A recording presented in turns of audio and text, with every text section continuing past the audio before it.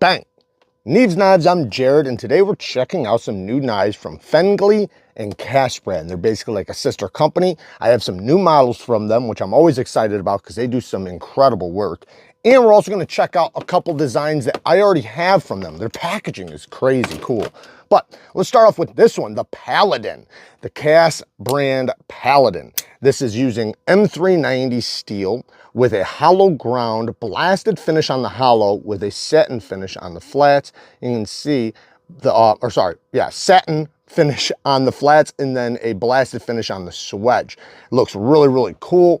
And if you look, you can see that this thing has almost like no hardware on the show side. And then on the lock side, it has one screw there and one screw there. So very, very minimal hardware. The action is incredible. I mean, this thing is as smooth as it gets. I mean, it's basically a guillotine false shut action. You don't feel the bearings at all. And it's using a front flipper with fine jimping, but the jimping is just sharp enough that it does catch you. So it winds up being a comfortable front flipper that's not too sharp and doesn't tear your skin up, you know, if you're doing the side finger and stuff, but it's catchy enough that it works extremely, extremely well.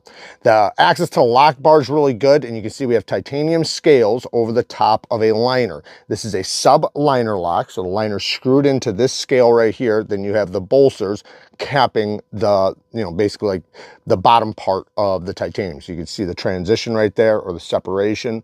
The lock bar has nice texturing on it, and it pops out just that little bit, and I love that. It makes it perfect for disengagement, and when you drop it, it drops right to your finger, and you hit a spot that's not sharp, and then it drops. So the detent is a little bit on the later side, but it doesn't matter because of where it drops down at.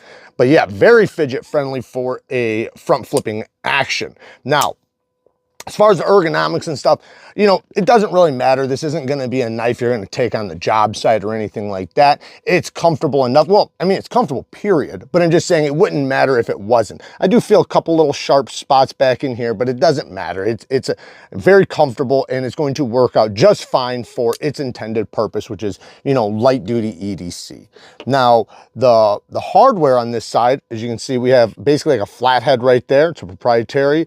A lot of their packaging comes with tools and all that stuff. So there's, they do throw in extras inside the box. This one has a titanium pocket clip, floating backspacer, like I was showing you. And yeah, it's pretty damn cool. Now, what are a couple drawbacks to this knife design? So one is the plunge grind. It's no good. I wish that it was better, because that way when you sharpen it, you're not going to hit the thicker area right here with your stone. So when I sharpen, I'm going to hit this area because it plunges down to the edge. So it will get a smile. Now, that's not that big of a deal, but I do prefer it to be better. But the stop pin is right behind the edge bevel. As you can see, it hits right there, which that is not good. That will, if I sharpen that out, then it will not close anymore. So basically, you're just going to want to sharpen it up with high edge angles and try not to sharpen it a lot. You can probably get away with a few sharpenings before anything will happen, but you're going to want to try not to cut this portion out. When you're sharpening, you're going to want to stay forward of it. And to me, that is kind of a significant negative. However, being such a cool knife and somewhat of like a collector piece, something that, people aren't going to be sharpening this thing constantly. It comes with a very sharp edge. It's M390. It should hold an edge for a long time. But when you do sharpen it in the future, you do want to be careful with it. Other than that, like, that's really the only real negative I have for this guy. This thing's pretty damn cool. And like I said, man, it's super duper smooth. Let's check out the next one. Now, this next one, as you can see, comes in a tin box, and it has this pocket sheath, so you can, carry it around in there, or you can just store it that way. But look at this guy. This one is pretty damn unique. I'm not sure if I've seen anything like this yet, but it has a floating Damascus ball on both sides. So titanium scales, this is Damascus, and then this looks like zirconium. or not, sorry, zircotite, not zirconium, zircotite, which is like a Damascus and zirconium mix. Now, there's another unique thing about this knife as well. Look at that blade, but that's not what I was gonna say. No, the way you take it apart is also unique, but look at this blade. It has a very wicked blade shape. This is like, I'm gonna call it a bird beak blade shape. It is an M390 steel. It has a hand satin finish going this direction. It looks really good. All the little, you can see like even the hole right here has this little scoop right there. There's a lot of style and, you know, just basically like the looks for these are definitely at the top when it comes to making these knives. Is what do they look like? How attractive are they?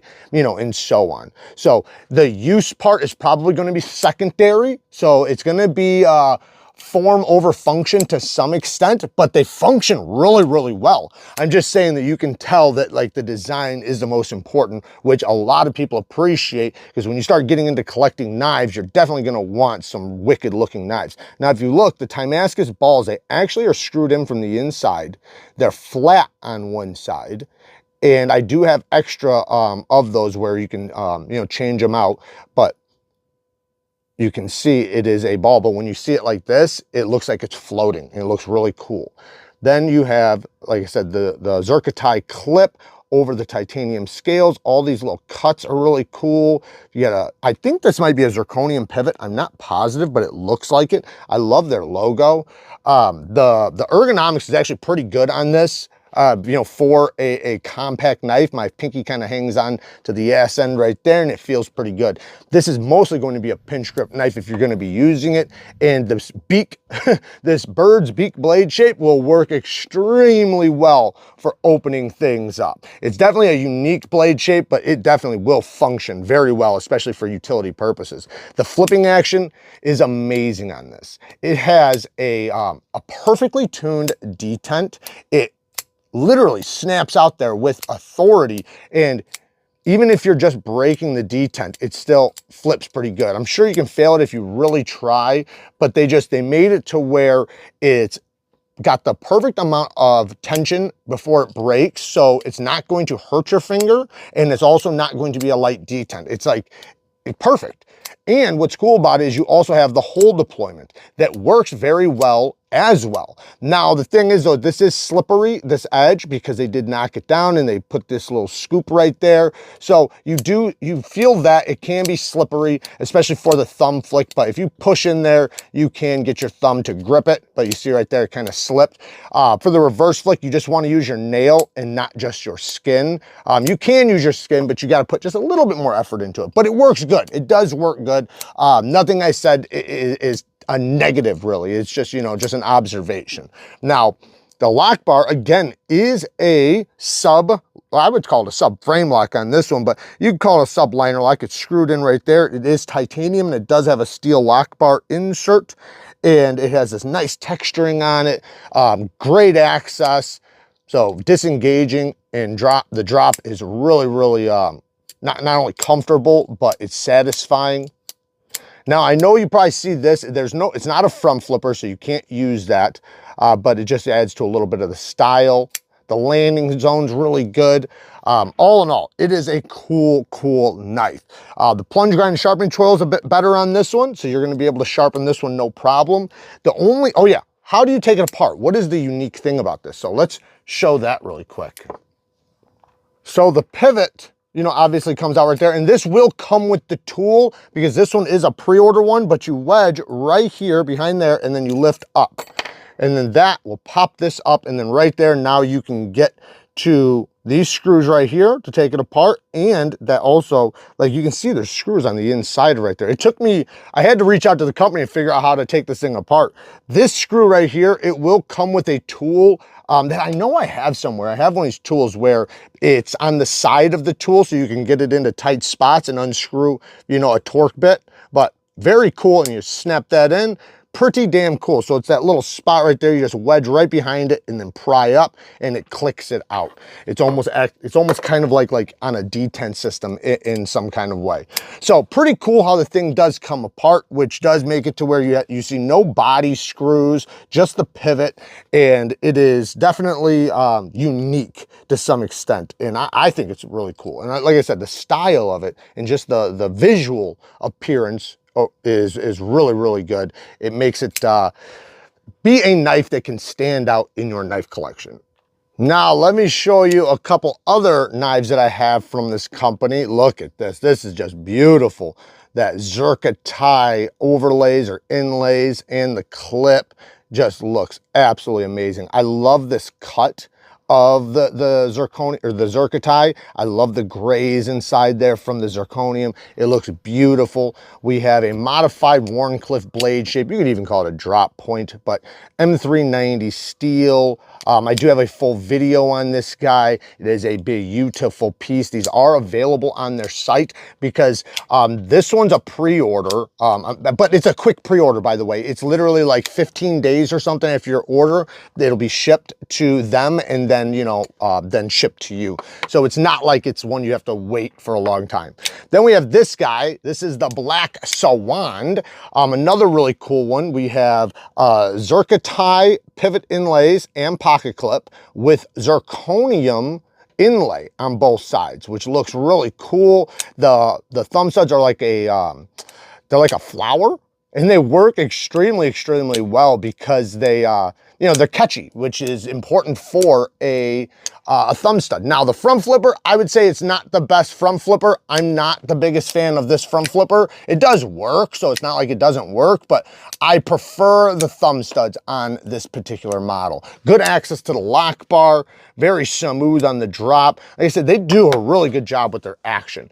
And then, oh, and just to show you, so like this guy is rolling on needle bearings. You can see those are the roller bearings. They're basically rollers inside of a bearing system. So instead of balls, and you can see how they gave you, you know, a bunch of extra hardware. Now, this knife is also on their site that you can purchase. I've had this one for a while. This is a transformer knife. It basically goes from a pocket knife to a punch dagger, and it does lock, so you can prevent yourself from disengaging that.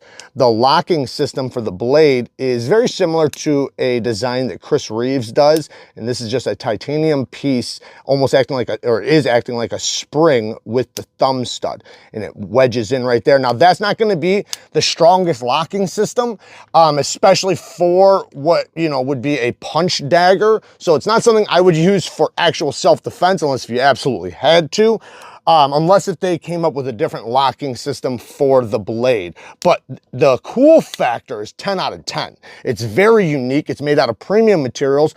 Now I think they're M390, but this one I think was S110V when it originally came out. I'm not positive on that. It was the S90V or S110V, but I think they're M390 now. But titanium scales, and you can see this mechanism. Look at this.